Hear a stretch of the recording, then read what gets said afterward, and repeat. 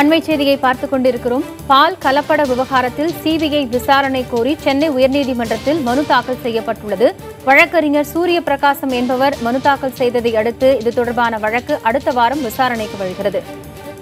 சில தனியார் நிறுவனங்கள் பாலில் கலப்படம் செய்வதாக அண்மையில் அமைச்சர் ராஜேந்திர பாலாஜி புகார் தெரிவித்திருந்தார். இதனையடுத்து கலப்படம் செய்வோர் மீது உரிய நடவடிக்கை எடுக்கப்படும் என்றும் அவர் கூறியிருந்தார். கலப்பட பாலை கண்டறிவதற்காக அவை சோதனைக்கு அனுப்பப்பட்டிருப்பதாகவும் தெரிவித்திருந்தார்.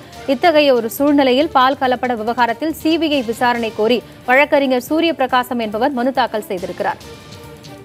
தனியார் நிறுவனங்களின் பாலில் கலப்படம் இருப்பதாக சொல்லப்பட்டது பல்வேறு அச்சத்தையும் மக்கள் மத்தியில் ஏற்படுத்தியிருக்கிறது. அதனால் அமைச்சர் உரிய விளக்கம் தர வேண்டும்.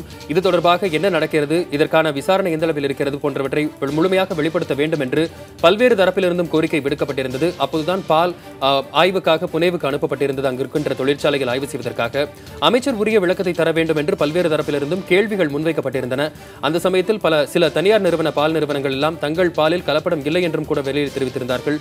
தற்போது பால் கலப்பட விவகாரத்தில் சிபிஐ விசாரணை வேண்டும் என சென்னை உயர்நீதிமன்றத்தில் மனு தாக்கல் செய்யப்பட்டிருக்கிறது.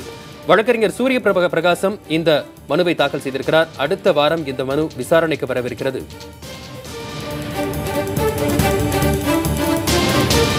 இது தொடர்பான கூடுதல் விவரங்களை செய்தியாளர் முகேஷிடம் கேட்கலாம்.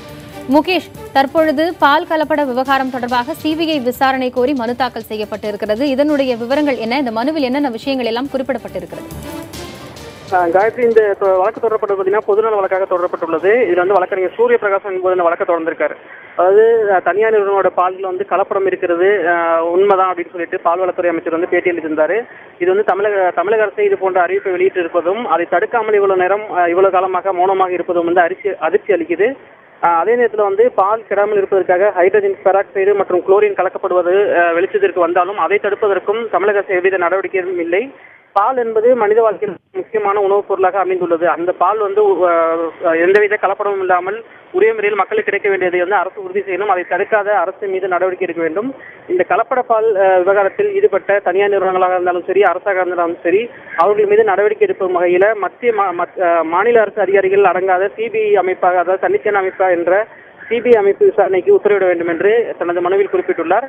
இந்த வழக்கு வந்து நேற்று தாக்கல் செய்யப்பட்டுள்ள இந்த வழக்கு இன்று பதிவுத்துறை பணிகள் முடியும் பட்சத்தில் திங்கள் அல்லது செவ்வாய்க்கிழமை வந்து விசாரணைக்கு வர இருக்கிறது. காயத்ரி, முகேஷ், இந்த விசாரணைகள் என்னென்ன விஷயங்கள் எல்லாம் குறித்து ஆராயப்படும்? முதலில் வசந்த், இதுல பாத்தீங்கன்னா மனுதாரர் தரப்புல குற்றம் சாட்டப்படி முதல்ல வந்து தனியார் நிறுவனம் தான் அவர் டார்கெட் பண்ணி இந்த வழக்கு வந்து போடப்பட்டிருக்கிறது. ஏன்னா தனியார் நிறுவனங்கள் வந்து இந்த மறுபறிப்பை தெரிவித்தாலும் அது வந்து அரசும் வந்து கலப்படம் செய்யப்படுவதாக இன்னும் நிரூபிக்கவில்லை. தனியார் நிறுவனங்களும் வந்து தாங்கள் வந்து கலப்பட பால் விற்கவில்லை என்பதை நிரூபிக்கவில்லை.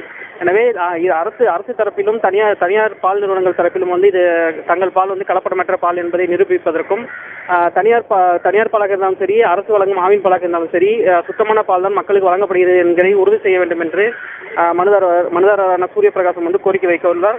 அதே நேரத்தில் இந்த வழக்கு வந்து தலைமை நீதிபதி அமர்வில் விசாரணைக்கு வரும்பொழுது அரசு தரப்பில் என்ன நடவடிக்கை எடுக்கப்பட்டுள்ளது என்பது ஒரு விளக்கமாக தெரிவிக்கப்படும். அந்த விளக்கத்தை பொறுத்தே உயர்நீதிமன்றம் என்ன உத்தரவு பிறப்பிக்கப்படுகிறது என்பது தெரிய வரும். முகேஷ், அடுத்த வாரம் இந்த மனு விசாரணைக்கு எடுத்துக் கொள்ளப்படும் பொழுது அரசு தரப்பிலிருந்து யாரேனும் வர வேண்டும் என்று அறிவுறுத்தப்பட்டிருக்கிறதா?